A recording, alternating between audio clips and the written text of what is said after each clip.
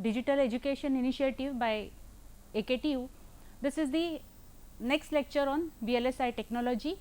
I am your faculty Sangeeta Mangesh from JSS Academy of Technical Education, Noida. Today in this lecture, what we are going to study is molecular beam epitaxy. Then we are going to study what exactly is the silicon nanoinsulator, which is one of the added feature of epitaxial growth process, and then we are going to check out how you evaluate the epitaxial growth. Once the epi layer is formed, how do you define the quality of that particular film? The instructional objective, that is what I expect you to learn out of this particular lecture, is you should be able to comprehend molecular beam epitaxial growth process. Then you should be able to understand different substrates that are useful with with the aid, they have been developed with the aid of your epitaxial growth process, and they have been very useful in fabrication of nanoscale devices, or with the scaling these substrates have been very useful for fabrication of devices. And next you should also know how to evaluate the epitaxial layer which is fabricated. So, let us check out what exactly is the molecular beam epitaxy. Now, initially itself we have seen the process in the previous lectures. We have already seen the relationship between the species which are flowing onto the substrate, how the growth process of epitaxial growth, like how epitaxial layer forms, what is heteroepitaxy, what is homoepitaxy, and we have also seen the physical vapor deposition process. Now, once this particular process is known, we have seen its plus and minus points also. Now, if molecular beam epitaxy is very sophisticated, very useful, very good process or very evolved process, which can produce very good quality single crystal film, which is having excellent lifetime. Then the another advantage or another requirement of the epitaxial growth process was proper what you call level dopant profile or uniform or abrupt dopant profile as per the desired characteristics that are to be incorporated within the device. And to suit those profiles or dopant profiles, we were not having adequate measures, or adequate processes were not like the existing processes were not helping us, and there was a problem of auto dopant, or which is because of the micro what you call macro doping or micro doping, that is because of the dopants which are available within on the substrate coming from the back side of the wafer or from the species which are existing within the what you call epi layer formation or source of the epi layer. So, these were the problems which were encountered when we wanted a very good epi layer to be formed, and to overcome that, around 1960s first time this particular method was developed, which is a very sophisticated and very good method, and that is why this became very popular. Even there are some like majors, the only major or only drawback of this method is it is very sophisticated and hence it is expensive. So, apart from it, the yield, the advantages and other things what we have, these are what you call overcome all the what you call drawbacks of this particular method. So, let us go ahead. What are the advantages, or like what are the advantages? So, till now whatever methods were there, they were not giving you good quality which are required for the devices, and secondly the industrial equipment was not properly existing. So, this was the method. So, to overcome this particular method, the molecular beam epitaxy, as the name suggests, came into existence, which comprised of 4 basic components. One is the vacuum system, another is the silicon molecular beam source, third the dopant source, and substrate heating system. In addition to that, there are some special considerations which are to be made in designing the system to provide stable growth conditions in the molecular beam epitaxy. Now, how this system, basic system looks like? This is just the basic system of molecular beam epitaxy.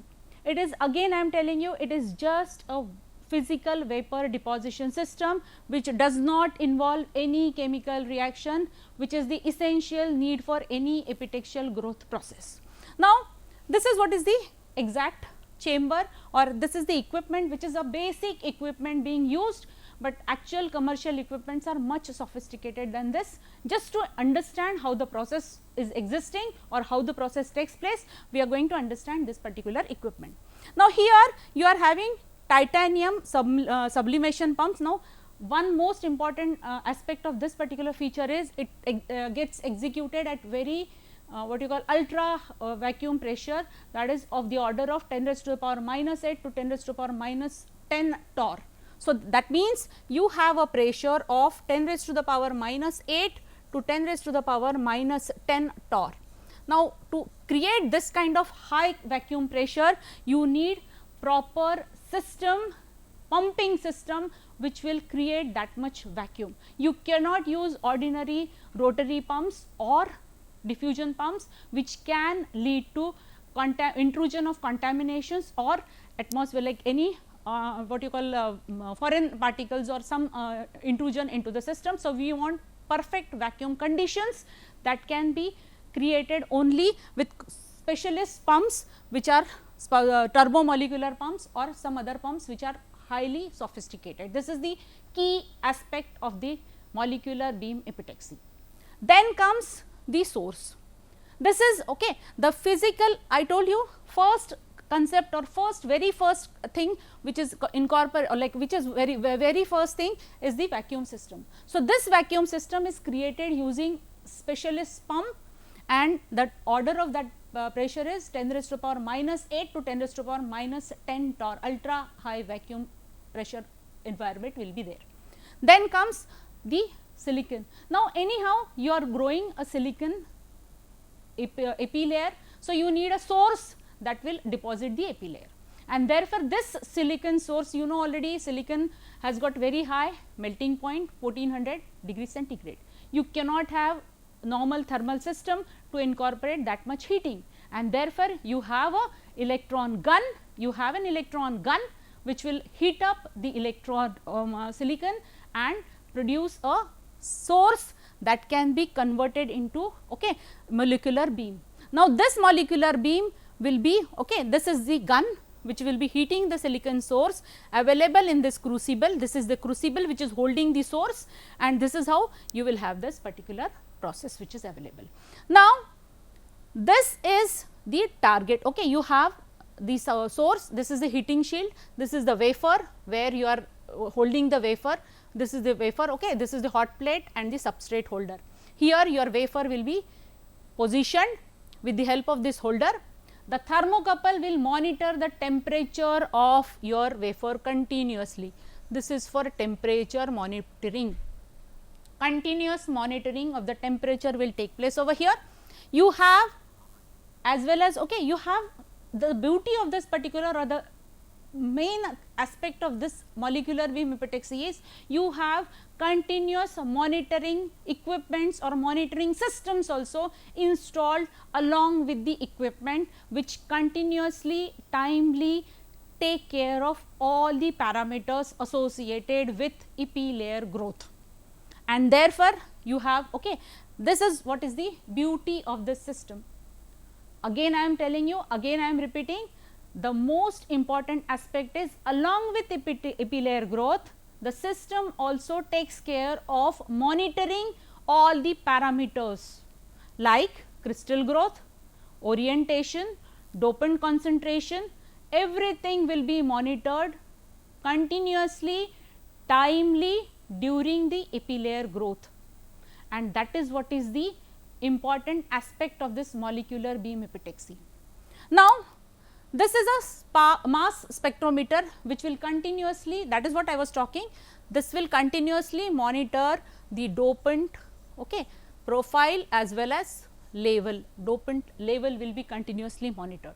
You can introduce ion implantation, another source. Here the dopant source is provided through this particular what you call effusion cell. Now, effusion cells are something which are what you call, they are evaporating the dopants, and those dopants are with this shutter mechanism. This mechanical shutter will be microprocessor controlled or computerized system.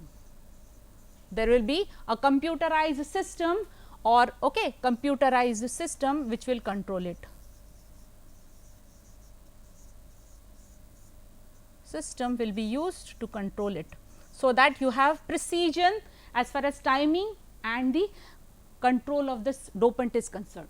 So, this dopant along with this will be focused onto the wafer. The wafer, okay, the wafer will be appropriately heated as well as cooled as per the what you call kinetics, what we have studied, those kinetics will be taken into consideration, and you have exact deposition of the layer atom by atom happening on onto the, or molecule by molecule happening onto the wafer substrate. You have viewpoint which can take care of crystal orientation. You have some what you call there is one more thing which is known as REED, we will see that. Now, this REED is available over here. I will show you this. This is called as reflection high energy electron diffraction for monitoring growth, that is RHEED. This is one of the method or one of the equipment or one of the system RHEED. Now, this system has got what this particular system does is, it will keep on at an angle, okay, which is not hampering the crystal growth at that particular angle like 10 degree or something. It will just be positioned at the level where the growth is happening, this exactly at this angle, and it will continuously monitor how this growth is happening over here. This is monitored continuously. This is my substrate and this is my epi layer. Now, this epi layer, whatever growth is happening over here continuously will be monitored at an angle with this particular RHEED equipment. Now, the beauty of this, so you have vacuum. So, what is first done? First you have the vacuum being created within the system. Then there is another feature which is very important, is you have something known as in situ cleaning also. Now, this in situ cleaning also can be incorporated by projecting inert gas beam or by heating the furnace to appropriate level, or you have got something known as sputtering of inert gas. Generally, sputtering of inert gas is the recommended process through which you have sputtering being done. From here you can have a sputtering of the inert gas being the inert gas being sputtered, or the inert gas will be focused onto this particular wafer, and the wafer will be cleaned prior to exposure to the silicon epi layer growth. Now, what will happen? This sputtering many times can create micro defects or micro some disturbance in the crystal orientation. So, wafer will be again heated to around 400 degree centigrade, so that those annealing process happens and automatically those defects are overcome or those merged with the substrate, and that is how you will have another feature I told you, in situ cleaning also. So, the whatever the benefits of this particular, you have a provisioning of without chemical reaction epi layer formation happening, you have a monitoring system installed, you have high vacuum pressure the system which is installed, then you have very low temperature under which this particular growth is happening. So, you do not have any defects arising because of the elevated temperature, plus you have dose or dopant dose also can be controlled. So, there is no problem. One more advantage of this particular system is you do not have any you do not have horizontal chamber as it appears in the barrel type of furnace or horizontal furnace, where you need to adjust the placeholders and then carry out the task. So, here the listed out advantages include, you have you evaporate the species, those species are transported onto the substrate under high vacuum condition, and the transport velocity is controlled by the thermal energy of effects rather than diffusion effects, because diffusion effects can create chemical and reaction or can penetrate, like some species can penetrate. So, you do not want. So, instead of that you control the thermal energy of the species which are transported onto the wafer. the growth rate as minimum as 0.01 to 0.3 micrometer per minute can be attained. This is again one of the biggest advantage, please understand. As less as 0.01, that is 100 angstrom, that much growth can be attained. And another sophisticated equipments can have more than one such species of dopants can be incorporated within the same effect or this within the same. So, this is what is the commercial equipment of molecular beam epitaxy. You have got variable motor system which can keep on rotating the wafers. Now, why do you need? There is something known as lock mechanism or locking gate mechanism, where please understand you are loading and offloading these wafers one after the other. Now, when you are doing such process, you cannot afford to lose this high or ultra vacuum condition or vacuum ultra low pressure or ultra vacuum condition of this particular chamber which is existing. So, that pressure is in the range of 10 raised to the power -8 to 10 raised to the power -10 torr, and to get that pressure once again is going to be a Herculean task, next to impossible task.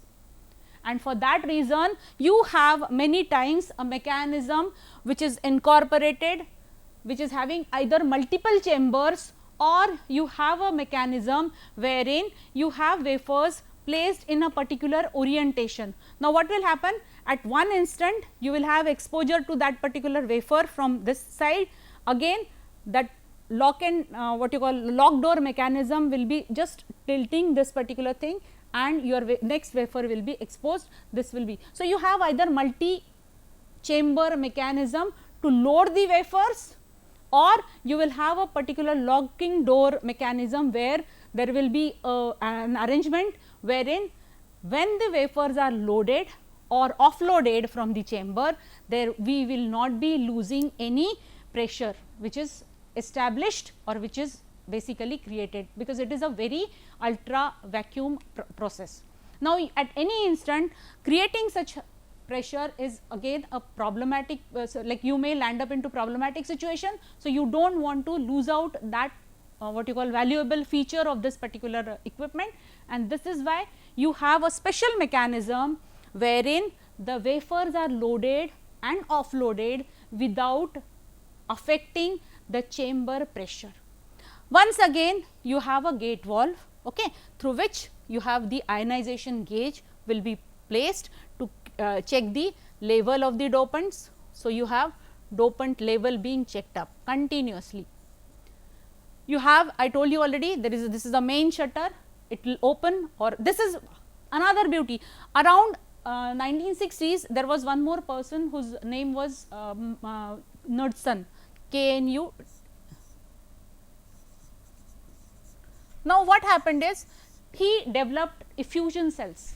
Now, these effusion cells were very useful, had very good applications as far as your molecular beam epitaxy is concerned. Now, these effusion cells are basically consisting of electron guns and the material which is heated using these electron guns, and you have those that heated electron gun whatever material will be focused with some what you call accelerating anodes and other things, the beam will be automatically transported, that so whatever dopant species will be, those will be automatically in atomic, or when they are heated up, they will be automatically focused through them, okay, these effusion cells. So, there are multiple effusion cells which can incorporate different dopants, like here you can have boron, here you can have phosphorus, you can have arsenic, okay. So, like this you have got different this thing,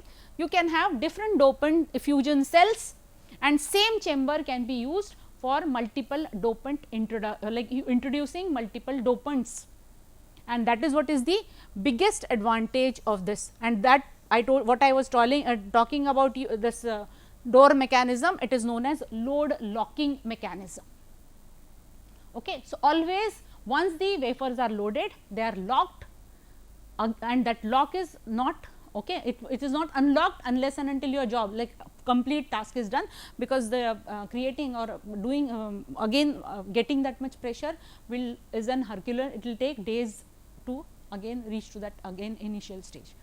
Okay. So, that is what is the main thing. So, this particular system is very good, very established. Since only drawback of this particular system is it is too sophisticated, and secondly it comes at a cost, it is expensive, and that is why you have this particular system. Commercially was not initially used, but then subsequently it started people started using it, and so many modified versions are available, and that is how. So, what are the advantages of it? The biggest advantage is thin film deposition as less as 0.01 micrometer per minute. This is what is the growth. Secondly, you do not have any auto doping, auto doping happening. This is not a process. Okay. Then you do not have any boundary level problem that arises in the horizontal furnace. So, you do not have any what you call placement issues, that is you have to be placed near distance from the wall. There is no problem associated with the boundary wall, or you need not have to go for the what you call holder which has got particular angle, and specific designs of substrate holder is not required. Secondly, okay, therefore, this MBE has found in tremendous use, or it is exhaustively used in microwave and photonic devices, especially for group 3 and group 5 semiconductors, and for heteroepitaxy it is the one of the important or one of the key equipment which is used, and that is why it is very what you call well studied, well designed equipment.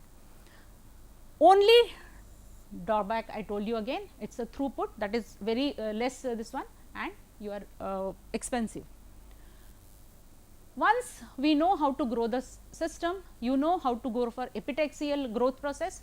Now, you can modify it. Being an engineer, you can what you call take maximum out of it, and this is one of the feature which is explored by the VLSI designers, that is known as silicon on insulator. Now, what is being done?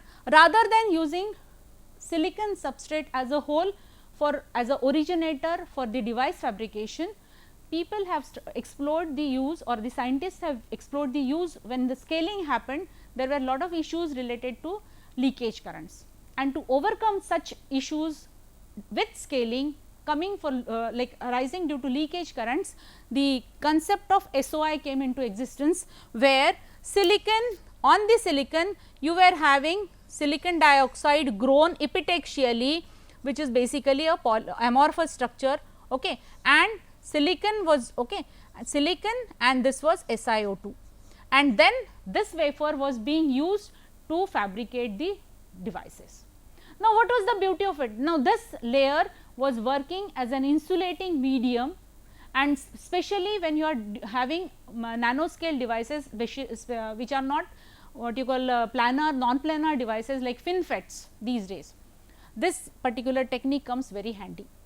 Now, the parasitic effects which are arising because of the scaling of the like interconnections, junction capacitances, and heavily doped regions which are very next to each other in the scale devices were leading to leakage currents. The consequences of this was leakage currents because of the gate leakage, diffusion leakage, and all other things, hampering the reliability of the device.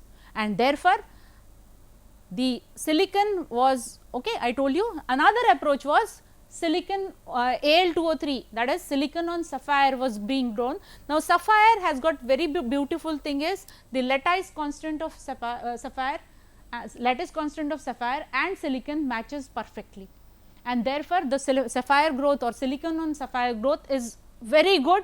The material or the layer properties are very good, most suitable to design multiple devices, and therefore, defense applications normally like since it is slightly expensive and throughput is less, For specific applications, it was very widely used till till 19 what you call around this particular century, like around when it started initially in 80s till 90s, early 90s, this was basically most of this one was being used.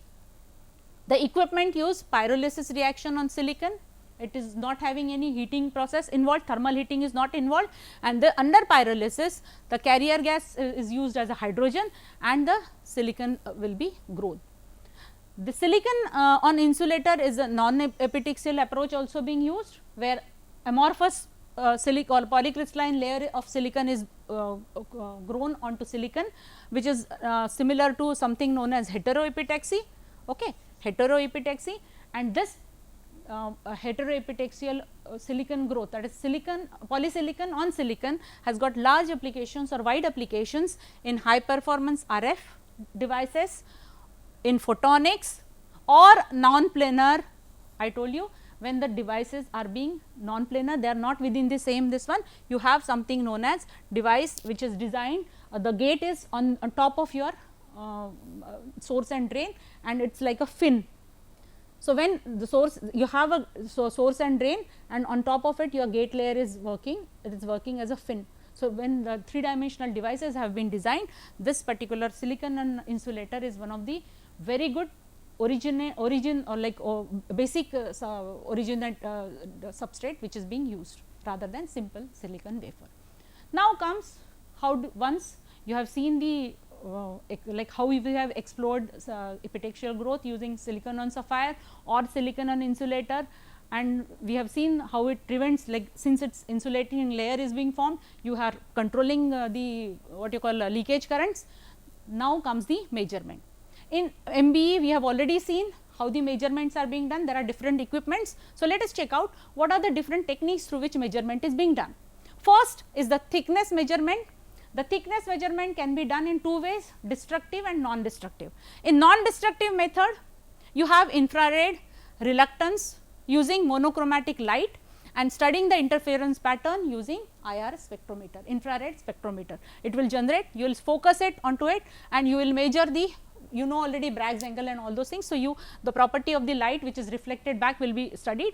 Similarly, you have Fourier transform, IR spectrometer, FTIR, which also uses the interference principle with broadband IR source, and it will give you the exact interference pattern to study the thickness of the layer.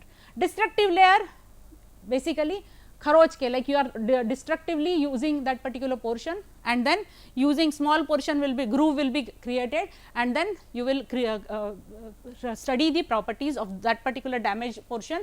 You will insert with bright light, you will study that, and whatever is the reflected light, you will it is being studied. Slightly this particular thing is never always discouraged, because it can unless you have specific applications, you do not go for the destructive methods. Then you have something known as resistivity. So, resistivity for electrical characterization, you must know the resistivity. It is a general method which is being used. You have 4 probes which are placed, the distance is known to you, constant current source is applied, voltage is current voltage is applied, voltage is measured across, constant current source is applied between 2, and the voltage developed is measured. Now, this will give you the sheet resistance of this will be calculated, since the material properties and other things are known to you. The values when substituted, general parameter like equation, sheet resistance is calculated 4.5 V by I ohm per sheet, that is per square area. So, this is what is known as 4-point probe method. It is the same method which is used for wafer characterization also. In the first unit or first when we were studying the wafer characterization techniques, to measure the wafer sheet resistance also, same technique was being used. Similar technique is used for epi layer characterization also.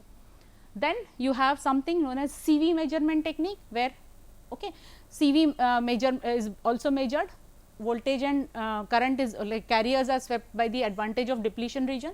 Your basically p-n diode is being formed, wherever p-n diodes, the reverse leakage current is measured, and that is how CV measurements are carried out.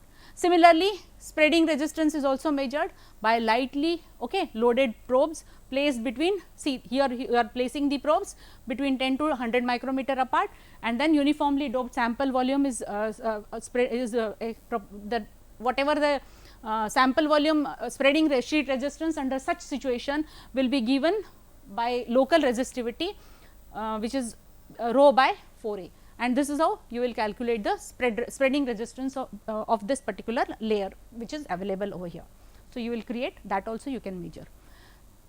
Then defects. So, defects you know already, you have crystallographic defects arising in the what you call when you grow the epi layer. We have seen already there are different kinds of defects, line, edge, dislocations, all those things. So, you can measure them with stacking faults, precipitates, all those things. So, these are basically use microscopic light source or microscopic examinations, or light source is being used, or laser scanners are used, or there is one more thing called defect etching.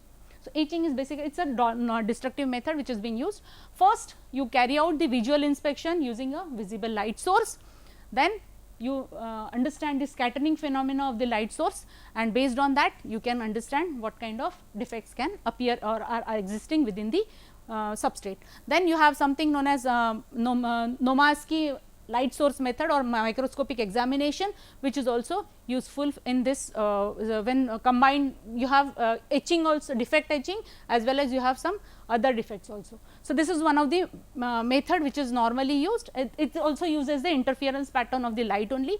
There is another method which is known as chemical defect etch. So, this is preferentially etches the silicon where the stain fields are present. When visual inspection is being done, you find some stains, like you have some color difference being monitored. So, under that only with that area you carry out. This is very specific method and only experts can execute such kind of methods. So, these those shapes whatever are etchants are there, those areas are exposed to etchants, and the layers formed will be studied to find out what kind of defect impurities are existing or what kind of defects are already appearing into the substrate. So far we have studied molecular beam epitaxy, we have studied silicon on insulator, how effectively epi layer growth can be used for designing new what you call scaled devices, and we have seen how the evaluation can be done for defects, for electrical characterization, or like crystal orientations can be studied. So, if you are able to answer these questions, like you are able to explain difference between VPE and molecular beam epitaxy, you are able to find out what are the how can you explore, like how you can have SOI and silicon and sapphire can be effectively used, and you can use evaluation of the epitaxial growth. We can proceed further for the next this one, and that particular unit will be starting with based on oxidation. So, till then, okay, see you, take care, God bless.